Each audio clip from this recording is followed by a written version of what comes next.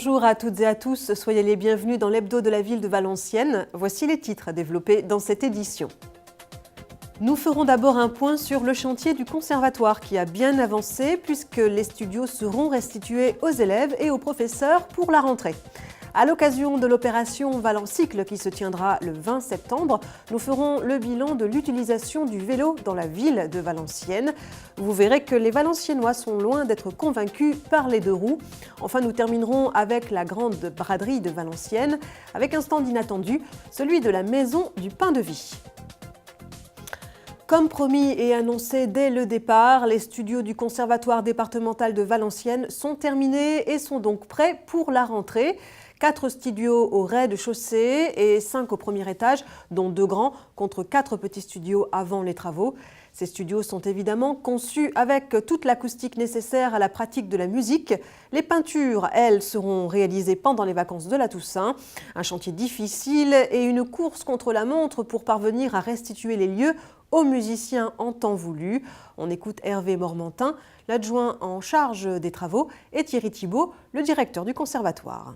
Le conservatoire est resté ouvert pendant le début des travaux, donc depuis le début des travaux qui ont commencé en octobre 2013, donc assez contraignant et puis également contraignant par rapport à la localisation du conservatoire en plein centre-ville, donc chantier compliqué, mais bon ça avance et tout va bien. Alors ça a été compliqué mais serein. Serein parce qu'il y a une grande fluidité avec le maître d'œuvre, c'est-à-dire le patrimoine bâti, qui gère l'ensemble des travaux et puis les architectes. Donc il n'y a pas eu de souci par rapport à ça. À chaque fois qu'on rencontrait des problèmes, on en parlait et on gérait au mieux. Et serein aussi parce qu'on avait bien anticipé par des réunions avec les parents et avec les professeurs. Et chacun sait pourquoi ces travaux ont lieu. Voilà, et comme vous avez pu le voir, les pianos aussi ont enfin retrouvé leurs locaux. Ce grand chantier du conservatoire a donc démarré en octobre 2013, un programme conséquent de réhabilitation qui s'élève à près de 5 millions d'euros. Désormais, la restitution des studios va permettre d'entamer les travaux dans l'autre aile, car nous sommes ici à mi-parcours du chantier. Ces travaux vont donc se poursuivre pendant encore 1 an et se terminer pour septembre 2015. C'est un projet important de la nouvelle mandature. Et à cette réhabilitation se joint une réflexion sur le conservatoire lui-même et sur son utilisation par certaines associations culturelles valenciennoises. On écoute tout de suite Geneviève Manarino, adjointe en charge de la culture. Ce qui vraiment me semblait primordial, c'était de redonner les lettres académiques à la ville de Valenciennes et d'ouvrir finalement les pratiques artistiques de façon beaucoup plus large, avec une accessibilité aussi pour tous les publics. On travaille sur un projet avec Zapoy et des marionnettes, l'art dramatique, l'enseignement de l'art dramatique au niveau des marionnettes. On envisage aussi de mener une réflexion sur la danse et des pratiques plus chorégraphiques, voilà, toujours en termes d'enseignement.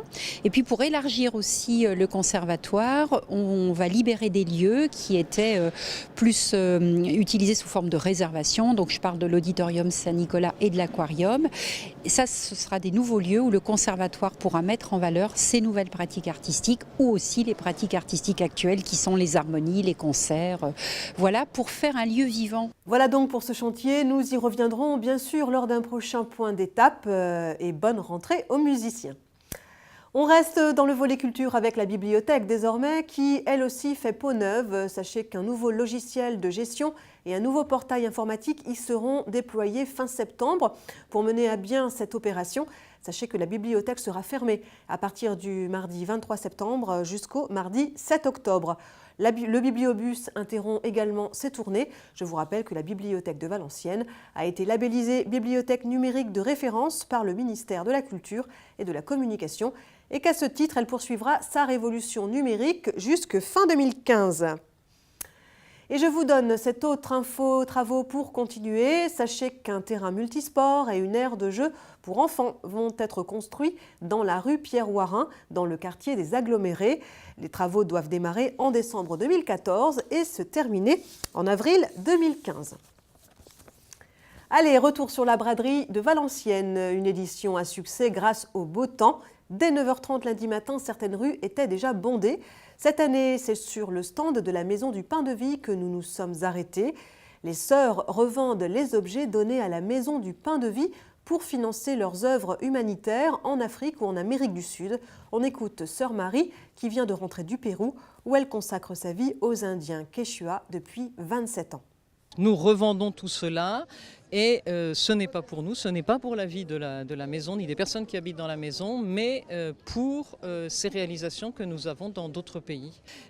Donc il y a une partie qui est pour les réalisations du Niger, donc c'est la personne qui s'occupe du Niger ou qui va régulièrement au Niger qui va l'apporter directement aux personnes là-bas. Moi par exemple je vais en emporter pour le Pérou, pour acheter des jeux, des fournitures scolaires, des choses comme ça. Pour les enfants. Parce que c'est vrai que ça peut faire vraiment une toute petite différence. 50 centimes ici, ça fait pratiquement les fournitures scolaires d'un enfant au Pérou, là où je suis. Donc voilà. Du coup, les gens osent moins négocier. Voilà, bon, ils négocient toujours parce que ça fait partie du jeu et on aime ça aussi. Ça fait partie de l'esprit de la braderie, bien sûr.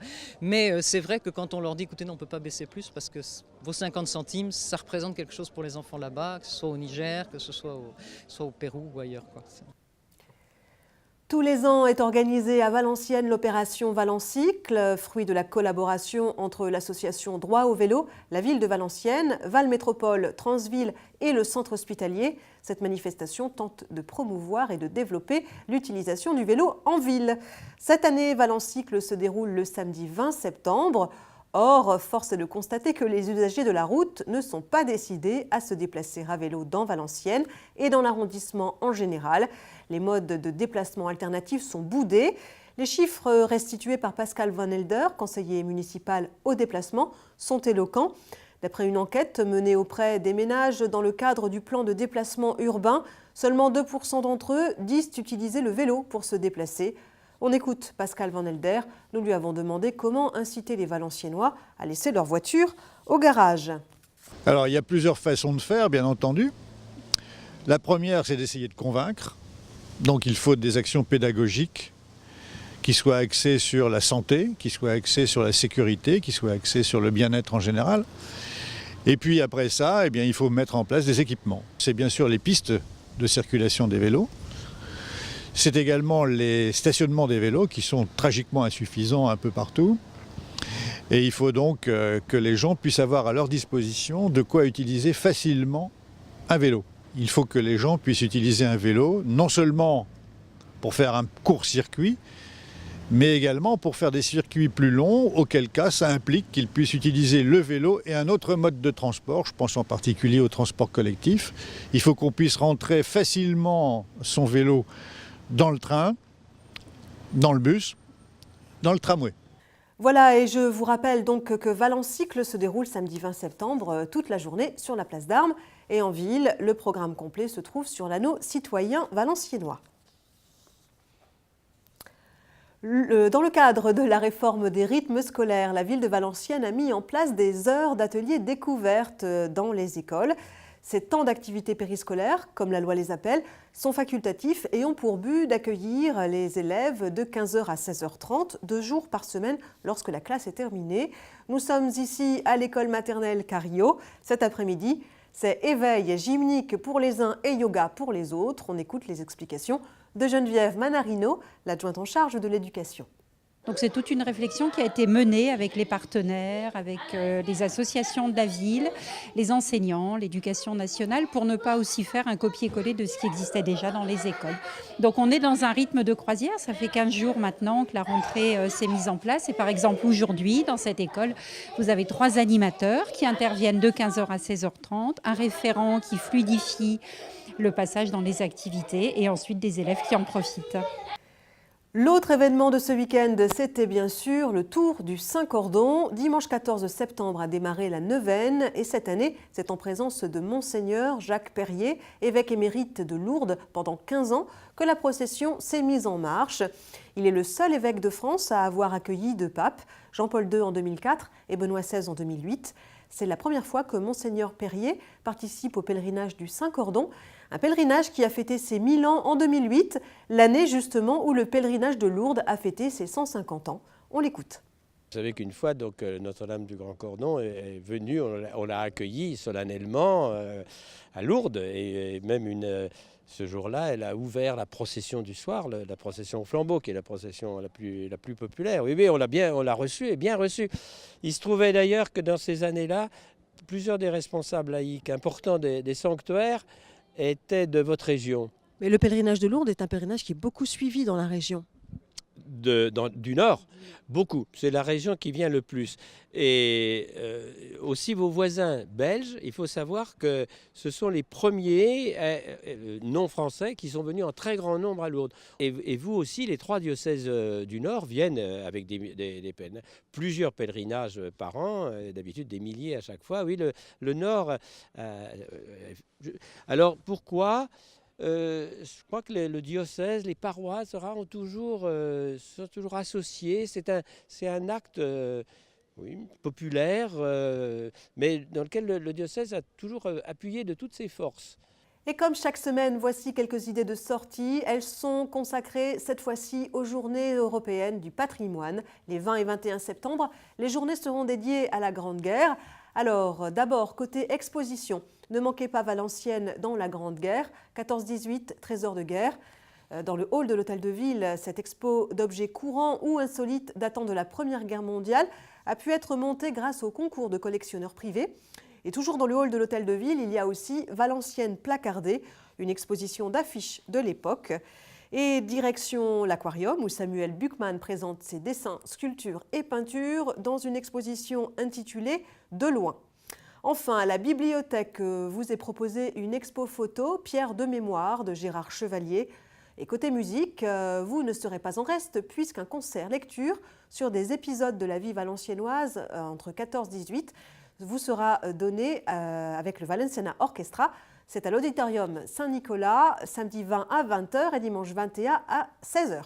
Et partout en ville, sachez que les bâtiments publics vous ouvrent leurs portes. Vous pourrez également visiter entre autres la bibliothèque des Jésuites, dont les lumières ont été récemment rénovées. Pour terminer, n'oubliez pas le grand thé dansant organisé par la ville dimanche 21 septembre à partir de midi en salle des Tertiales. C'est la fin de ce journal. Merci de nous avoir suivis. À la semaine prochaine.